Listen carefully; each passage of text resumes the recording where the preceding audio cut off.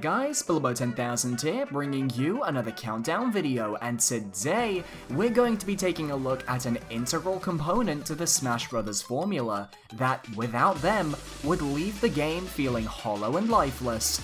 Today we'll be taking a look at the stages of Smash Bros., more specifically, my 10 favorites. Whether a stage is gimmicky or simple, a traveling stage or a stationary stage, whether there are stage bosses or not, they are one of the three foundations of a good Smash Bros. Game, along with characters and controls. Without stages to play on, the games would become boring and lose a lot of their charm.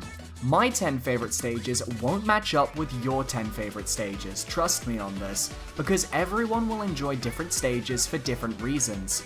Whether you're a fairly casual player like myself, or a competitive pro to the scene, I think we've all enjoyed playing on a stage with some friends and just having a good time.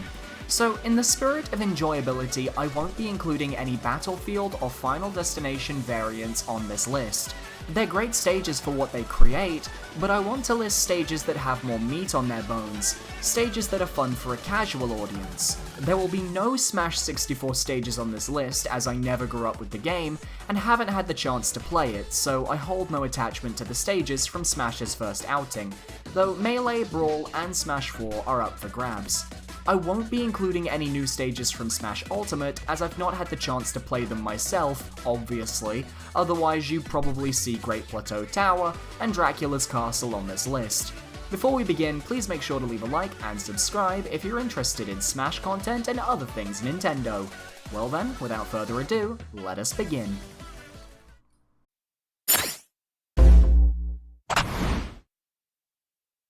I figured I'd start with one of the weirdest stages to ever grace Super Smash Bros. Hanenbow is a stage from Brawl based off of the game Electroplankton. It has an insanely weird layout, and as a kid I'd often find myself playing this stage out of sheer curiosity, because its vibrant colours and the fact that you had to create your own music for the stage while playing it was unique. It's a competitive nightmare, and practically the meme of the Smash Bros. Universe in terms of being the weird child of sorts, but the stage has a place in my heart for being so off the walls and being such a random stage choice. Who actually played Electroplankton after all? But Sakurai had to have seen the love for the stage somewhere given it's coming back for Ultimate. I'll be able to finally make my dream of stage morphing between 75 meters and Hanenbow a reality. Oh, the joy.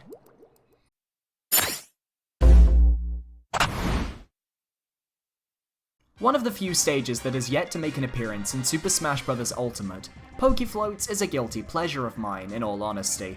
The stage is commonly known as a rushed job, having taken the Pokemon designs from Pokemon Stadium and simply transferred the models into Smash. In that sense, it's one of the laziest stages in terms of dev time. That being said, it holds a distinct charm to it.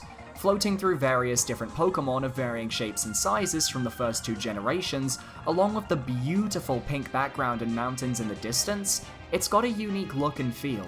I was hoping to see it return for Ultimate, but I can understand why it was left out due to its patchwork development. But perhaps a new Pokefloats featuring Pokemon from across all the generations isn't out of the question?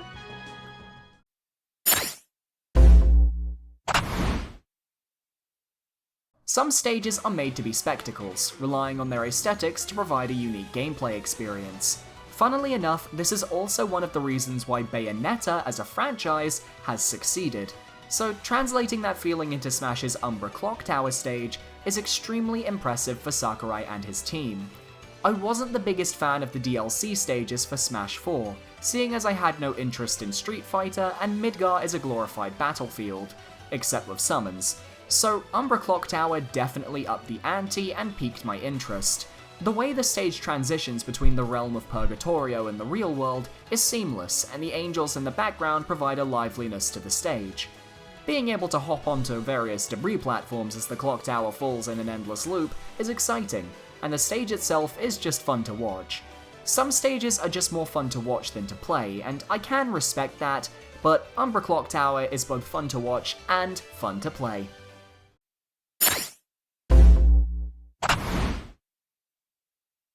The first Legend of Zelda stage to grace this list, the Great Bay stage, already gets into my top 10 just by being a stage based around Majora's Mask, my favourite Zelda game. The Great Bay certainly is one of the more iconic locations from the game, with Akana Canyon and Clock Tower being other notable examples. Though, that's not enough to get to 7th place. Fighting on the Great Bay is hectic due to the elevation of the various platforms. Seeing the Marine Research Lab, the turtle that takes you to the Great Bay Temple, and that blasted moon in the background, it's ticking all of my boxes and rises this to 7th place. The rising and sinking of the turtle platform provides a sense of urgency, while seeing Tingle pop in and out of the stage, quite literally given you can pop his balloon, is entertaining. Zelda stages in Smash Bros. Tend to be some of the best when it comes to referencing the source material, and Great Bay does this in spades, playing towards my bias for Majora's Mask. It's a great stage, and I'm glad it's making a return in Ultimate.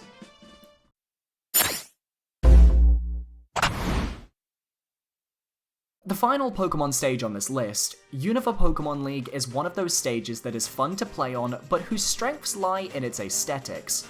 Being based around the Unova Pokemon League after N's castle has risen from the earth, it represents the ending of Pokemon Black and White, and the atmosphere throughout the whole stage is intense. Dark, moody lightning with Reshiram and Zekrom appearing to cause effects on the stage. I was debating whether to add this stage or Spear Pillar from Brawl, but I've had fonder memories with this stage. I played Smash 3DS to death back when my 3DS was functional, and I'd argue I enjoyed the 3DS version more than the Wii U version. The 3DS stages were just more interesting, and as a massive fan of Pokemon's 5th generation, this stage ticked my boxes.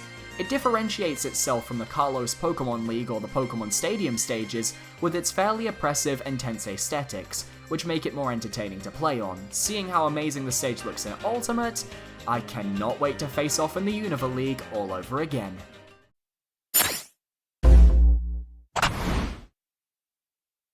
While my last few stages were ranked on aesthetics and closeness to the source material, Yoshi's Island is this high on the list for one very simple reason.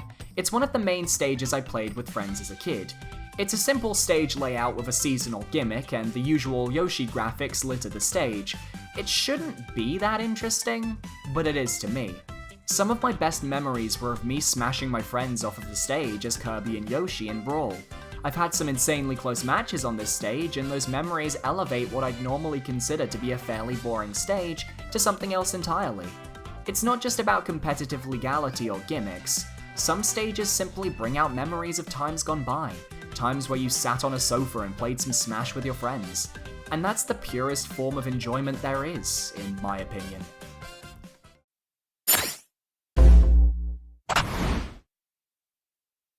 A classic in every sense of the word, Temple is the second Legend of Zelda stage on this list and is one of the most recurring stages in the franchise. Its layout is almost maze-like, and whether you're battling on the steps in the top left, hopping over platforms in the top right, or being bounced around in the underground section like a bouncy ball, the battles on this stage are always intense and often some of the best the series has to offer. The stage doesn't use gimmicks, instead opting for an intuitive and intriguing stage layout, with sections of the map that appeal to every character and their movesets in some way, shape, or form. Not to mention, seeing its evolution across its many appearances is a treat, as we get to see this stage evolve and change with each game. And the subtle Legend of Zelda references are a welcome addition, from the Hylian letters on the platforms to the familiar structures that look ripped out of Zelda. Truly, this is a stage that everyone can enjoy.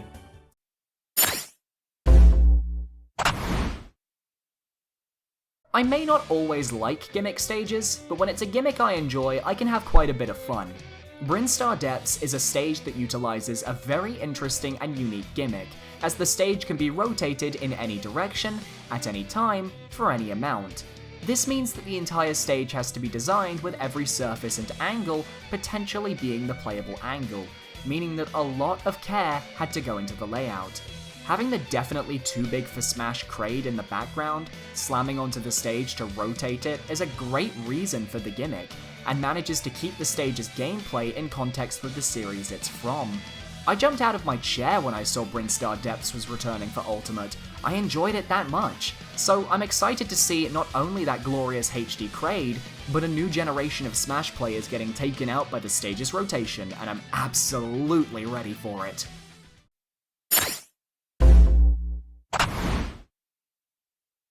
Traveling stages aren't really my cup of tea in all honesty. They're often too long, and thus you never get to visit all the spots in a normal match, depending on the rule sets you have on. It's why I think the Halberd is one of my favourite travelling stages, because it has one major destination in mind and doesn't have to deviate. You get to fly around the entire Halberd ship as it sails through the sky under a sea of blood-red clouds, before landing on the bridge and having to avoid the combo cannon's attacks before the process resets. It does exactly what it needs to do. That being said, I think my bias towards this stage could be coming through due to its prominence in the Subspace Emissary and how it was used as the backdrop for many of the levels in that adventure mode, which I had great memories of as a kid. Not to mention, it's technically Meta Knight's home stage, and he's my favourite Kirby character that's currently playable in the roster, so that's another point for the stage. The layout doesn't change too much as you fight, but spices itself up just enough that it keeps you interested in the brawl, and I can't tell you how fun it is to knock someone off at the very beginning of the match and then send them flying when the blast zone lifts up, along with the platform at the start. Great fun. Overall, a solid stage, and one of my favourites.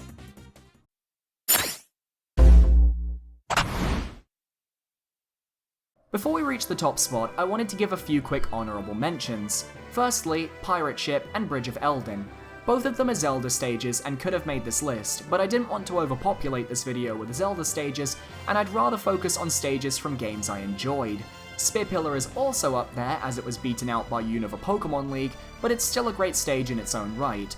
And lastly, the Boxing Ring, since I enjoy the fact we actually have a ring stage complete with falling lights and names for each character on the back screens. Anyway, on to number 1.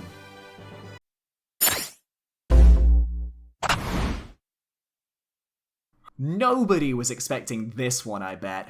Spirit Train, without a doubt, is my favourite Super Smash Bros. Stage. As one of the few people who actually enjoyed Spirit Tracks and didn't think the train idea was dumb, I played that game to death as a kid, 100% completing it and having a good time while doing so. And as I mentioned during Unova Pokemon League, I played the 3DS version of Smash extensively when it came out, so I have an affinity for that game's stages. As such, Spirit Train just ticks all my boxes. It's a Zelda stage from the 3DS with brilliant references to a game that I enjoyed, featuring the Spirit Train itself, Alfonso conducting if Link or Toon Link are fighting, plus various different rear carriages that represent different train compartments, complete with references to places like the Linebeck Trading Company of all things. The addition of dark and armoured trains are an even better touch as it gives the stage a sense of urgency and danger, while on the 3DS, the stage looks so natural due to having the same graphics as Spirit Tracks due to both being on a handheld system. The stage worked perfectly on the 3DS screen, and I am so excited to give it another go when I smash again in Ultimate. Thank you very much everyone for watching, I hope you guys enjoyed. Do any of you agree with my picks for the top 10 stages in Smash Bros? Or do you guys have your own opinions down below? Make sure to leave them in the comments. Thank you very much for watching guys, and I will see you next time. Goodbye.